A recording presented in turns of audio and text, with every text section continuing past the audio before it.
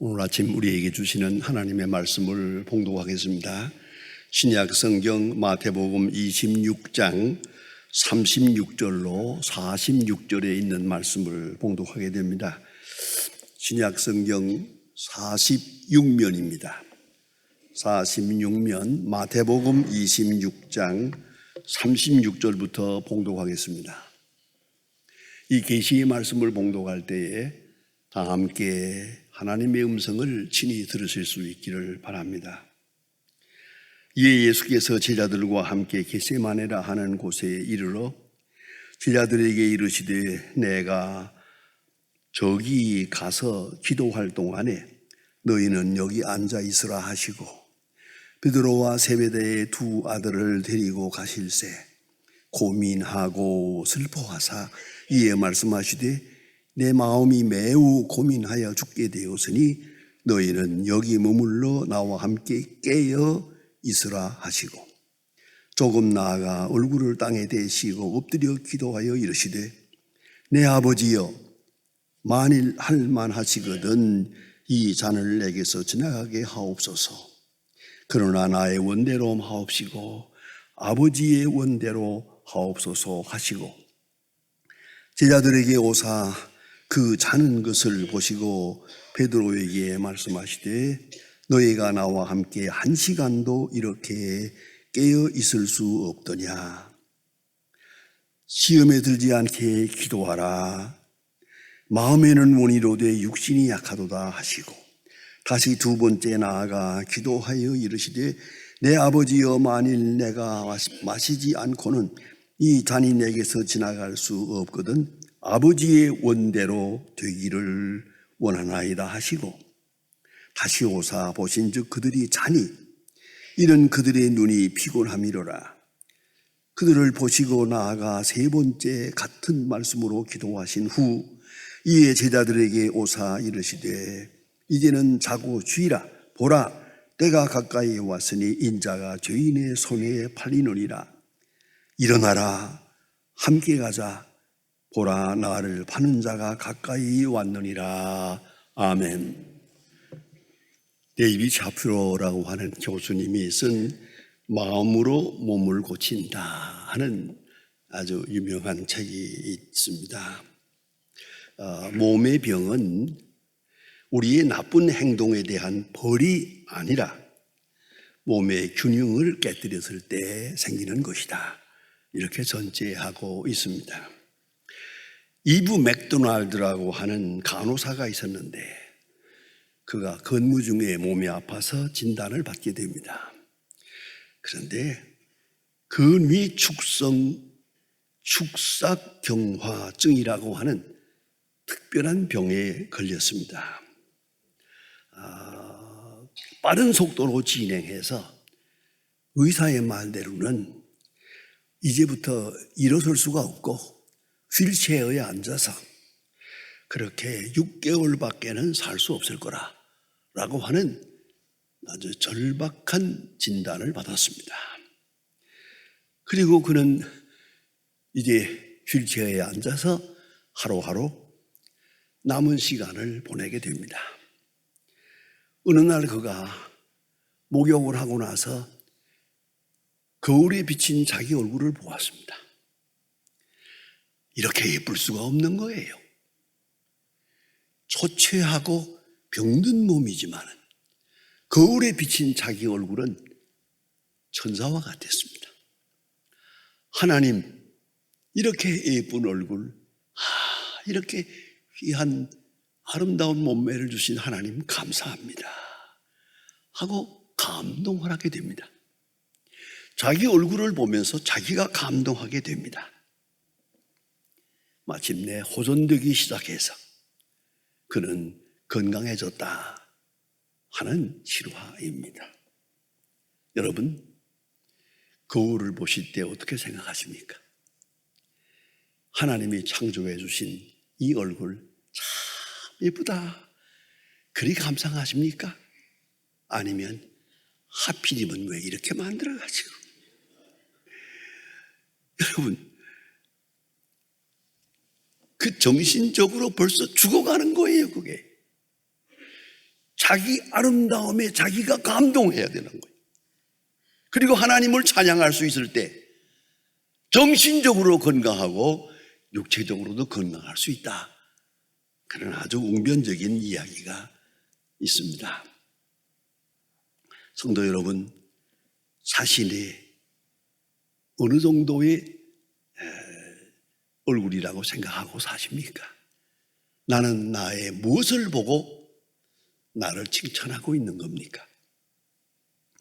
사무엘상 16장 7절에 보면 하나님께서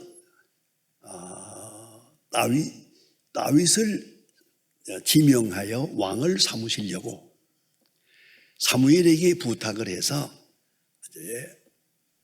이새의 집에 가서 아들들을 다 불러놓고 그리고 다윗 왕에게 기름 붓는 장면이 나옵니다. 그 집에 7 아들이 있었습니다마는 다 훌륭하고 장대한데 그 다윗은 그 중에도 가장 초라해서 시원치 않았어요. 그래서 그 얘기가 아주 드라마틱합니다. 하나님께서 말씀하셔서 너희 집 아들들에게 기름을 불어왔다 하고 사무엘이 말할 때 아버지가 아들들을 다 불러왔습니다. 쭉 세워놓았습니다. 7 아들을 하나하나 보아도 영이 감동하지 않습니다. 이거 아들이 전부냐? 하나 더 있긴 합니다만은 지금 목장에서 양을 돌보고 있는데 뭐 말인즉은 그 시원치 않습니다. 저건 시원치 않습니다 라고 생각한 것 같아요. 불러오라. 불러오고 보니까 그것이 다윗이에요. 성경은 이렇게 증거합니다. 용모와 신장을 보지 말라. 내가 이미 그를 버렸노라. 나의 보는 것은 사람과 같지 아니하니 사람은 외모를 보거니와 나 여호와는 중심을 보느니라. 중심을 보느니라. 여러분, 하나님은 외모를 보지 않습니다. 사람들도 외모를 봅니다마는 하나님은 신장이나 그 능력이나 지능과 건강, 그 용맹함 보지 않습니다. 하나님이 보시는 것은 그 중심을 보신다. 대단히 중요한 말씀입니다.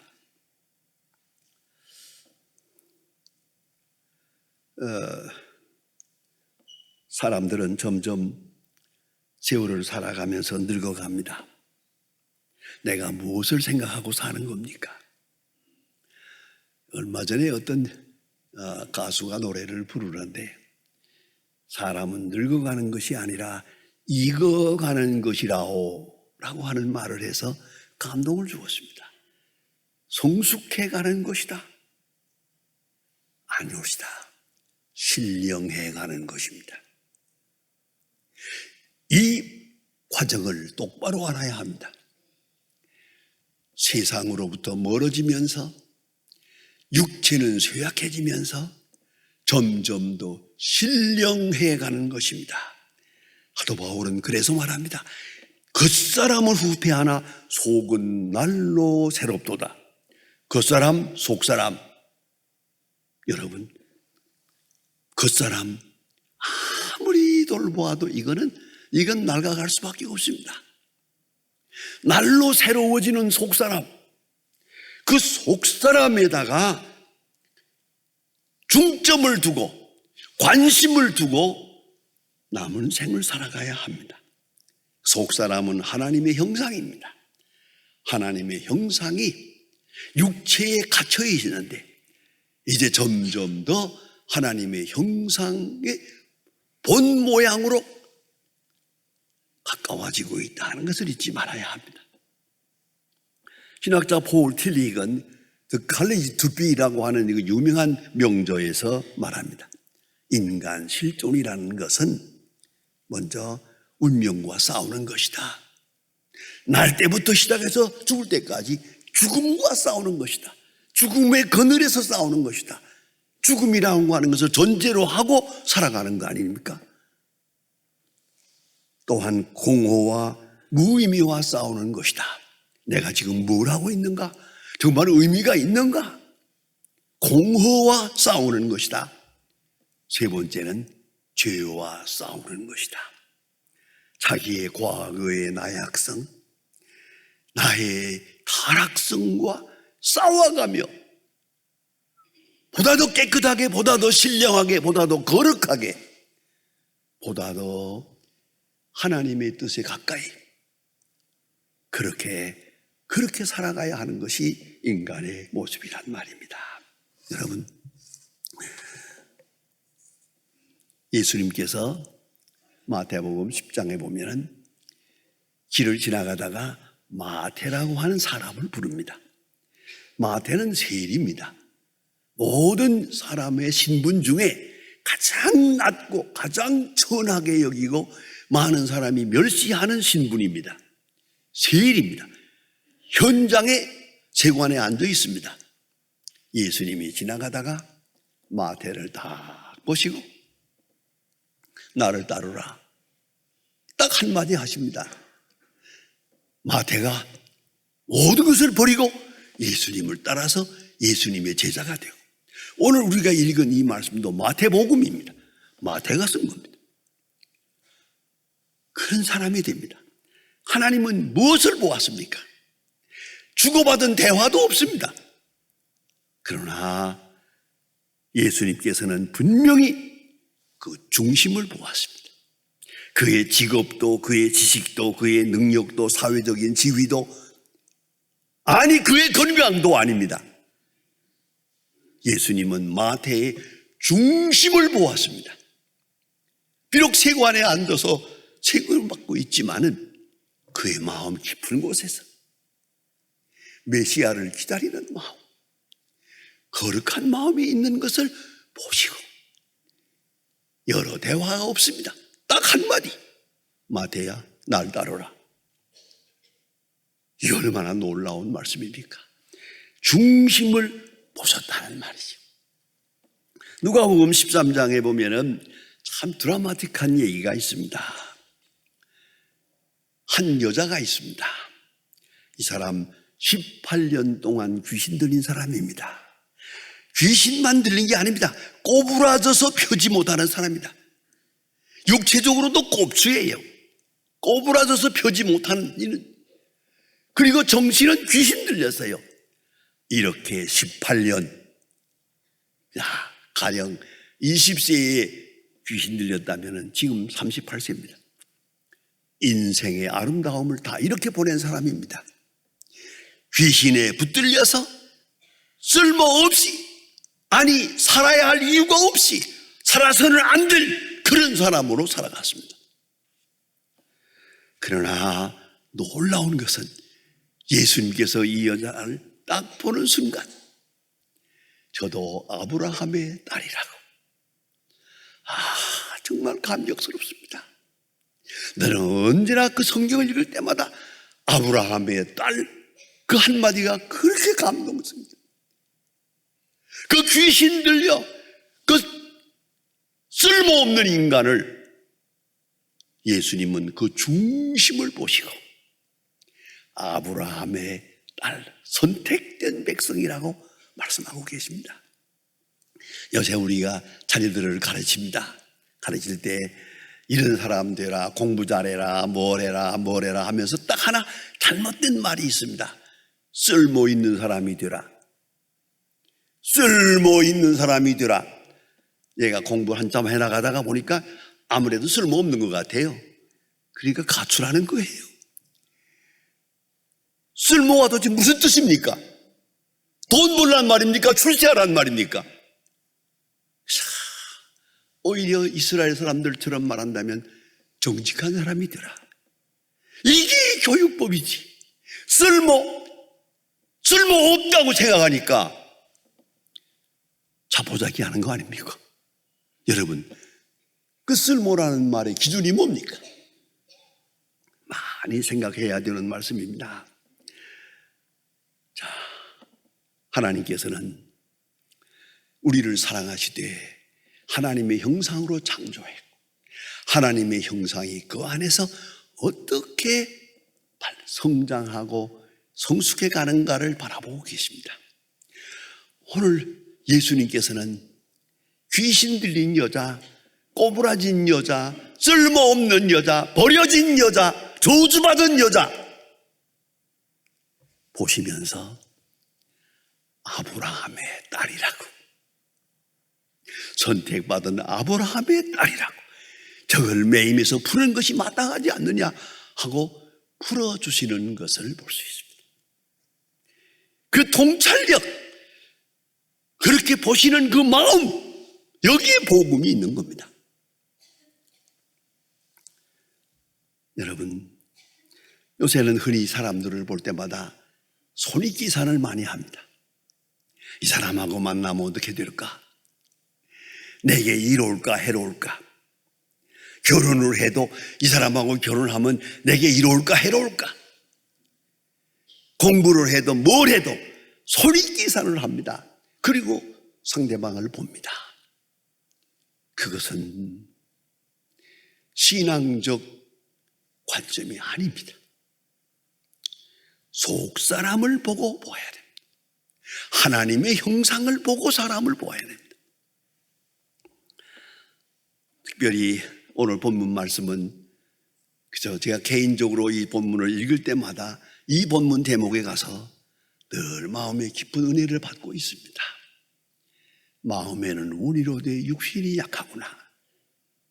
그 베드로에게 하신 말씀입니다. 예수님 지금 십자가 바로 지시기 몇 시간 전에 마지막으로 겟세마네 동산에 올라가서 기도하시는데 이게 얼마나 소중한 시간입니까? 마지막입니다. 이거 정말로 지금. 그런데 제자들에게 부탁합니다.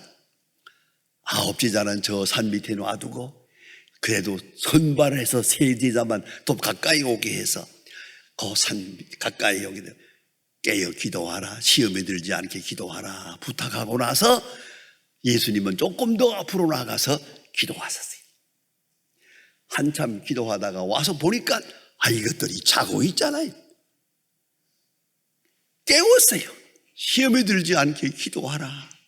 그리고 갔다가 우리 다시 또 자고 있잖아요. 난 그 시간이 도대체 이게 이럴 수가 있습니까? 예수님 지금 십자가를 앞에 놓고 피땀 흘려 기도하시는 시간에 제자들이 그 바로 뒤에서 그걸 졸고 자고 있어요. 이게 말이 안 되죠.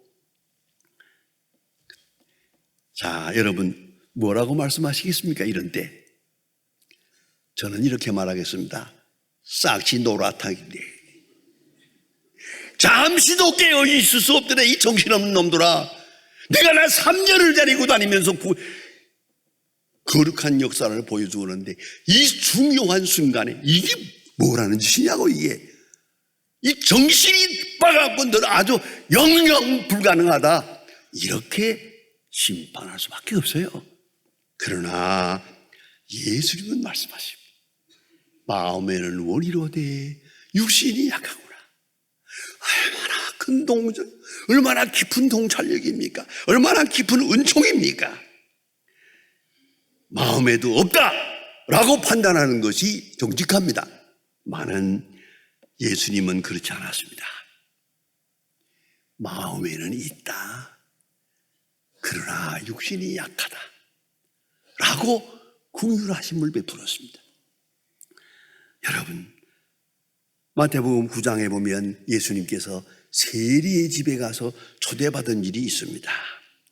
그때 많은 사람들이 예수님도 비난하고 세리도 비난하고 있을 때 예수님은 귀한 말씀하십니다. 긍휼하심을 배워라. 하나님은 긍휼히 여긴다. 사람을 외모로 취하지 않는다. 세리가 문제고 바리새교인이 문제냐? 하나님은 중심을 보시고 하나님의 백성을 보신다. 긍휼하심을 배워라. 게세드, 긍휼이라는 게 굉장히 중요합니다. 여러분, 긍휼의 가장 중요한 대명사가 탕자 얘기가 아닙니까? 탕자가 집을 나갔다가 돌아옵니다. 여러분, 이 탕자를 맞는 아버지를 보세요. 여기에 중요한 초점이 있습니다. 저 아들을 딱 보면서 저놈이 내 재산을 다 팔아먹고 거지가 돼서 돌아왔구나. 내 재산을 다 탕진한 놈이다. 타락한 놈이다. 그럼 끝입니다. 그러나 아버지는 그 많은 재산, 많은 정성 다 저버린 타락 탕자지만 아버지는 딱 한마디, 살아 돌아왔다. 살아 돌아왔다는 요 딱 한마디만 가지고 아버지는 내 아들이 죽었다 살았느니라 기뻐합니다. 그 관심의 초점이 어디에 있는가를 알아야 합니다. 그게 긍휼하심입니다. 살아서 돌아왔다 하는 한마디만 가지고 아버지는 그 아들을 그렇게 기쁘게 잔치를 하며 맞이합니다. 여러분, 어떻게 생각해야겠습니까? 아들의 입장으로 봅시다. 탕자가 이 시간에 아버지 재산을 다 탕진해서 죄송합니다. 아버지 어쩌고 했다면 그 아버지에게 실망을 드리는 겁니다. 아버지의 마음은 재산에 관계가 없습니다. 단 살아왔다는 것, 그 중심 하나만 보고 그 어려운 고통 속에서 아버지 집을 생각했다는 것 기뻐하시며 아버지는 그 아들을 맞이하고 있는 겁니다. 깊이 생각할 문제입니다. 로마서 7장 18절에 보면 사도 바울이 자기 스스로의 정체에 대해서 간증합니다. 내가 원하는 것은 있으나 행하는 것은 없노라. 오호라, 나는 곤고한 사람이로다. 누가 이 사망의 몸에서 나를 건져내랴. 자기 존재에 대해서 깊은 간증을 합니다. 여러분, 잘 들으셔야 됩니다. 마음에는 원한데 행할 수는 없어요. 그런 갈등 속에서 사는 나 자신이라고 고백합니다. 사도 바울의 고백이 여기에 있습니다. 그러면 육신의 나약함, 그 실존을 인정하는 것입니다. 육신은 약합니다. 예수님 말씀합니다. 마음에는 원이로되 육신이 약하도다. 육신이 나약상을 말합니다. 잘못된 과거의 습관을 말합니다. 문화화된 잠재의식화된 타락성을 말합니다. 이걸 극복하기란 참으로 어려운 겁니다. 여러분, 한번 생각해 보세요. 여러분, 한번 결심해 볼까요? 내가 내일 아침부터 일찍 일어나겠다 하고 결심해 보세요. 3번 일찍 일어나면 감기 걸려요. 그게 하루아침에 되는 게 아닙니다. 이 새벽 체질 하나 만드는데도요, 최소한도 3년 이상 걸립니다. 사람에게 타락성이 있어요. 이걸 극복하기 어려운 거예요. 나 자신을 보나 남을 보나 무의식화된 습관화되고 문화화된 이 체질화된 것, 여기서부터 벗어나기가 그렇게 어려운 거예요. 결심한다고 되는 거 아니에요. 결사를 써도 안 되는 겁니다. 얼마나 인간이 나약합니까? 그러나 한 가지는 인정을 하세요. 마음에는 원이로되, 예수님의 마음이에요. 깨지는 못해도 마음에는 원이로되, 바로 서지 못해도 마음에는 원이로되, 아직은 시원치 않지만은 마음에는 원이로되, 마음이 원하는 바 그 중심을 예수님은 인정해 주셨습니다. 여러분, 솔직히 말해서 우리가 어쩌다가 얼마 돈만 좀 잃어버려도 잠이 안 와요. 어쩌다가 좀 옳지 않은 소리, 좋지 않은 말 한마디만 들어도 잠이 안 와요. 그런데 십자가를 앞에 놓고 잠이 와요? 이 정신 나간 사람들이지, 이거는. 그러나 예수님은 바로 이 순간에도 말씀하십니다. 마음에는 원이로되, 마음이 원하고 있다. 육신이 약할 뿐이다. 그 본심을 인정해 주셨어요. 거기 다시 소망을 두었어요. 믿어 주었어요. 예수님의 관점은 이렇습니다. 항상 내면을 보십니다. 인사이트, 그 깊은 곳에 있는 내면을 보십니다. 비록 나약하고 시들고 병든 것 같아도 그 깊은 곳에 본심, 중심, 거기에 하나님을 사랑하는 마음, 그의 믿음이 있다는 걸 인정해 주시고요.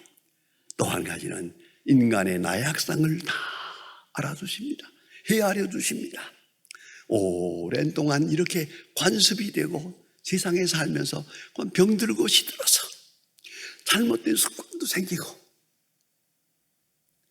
아시고 마음에는 원이로되 육신이 약하도다. 동시에 예수님의 관점은 미래적입니다. 여기 한마디가 빠졌습니다. 지금은 모르지만 이후에는 알리라. 지금은 모르지만 이후에는,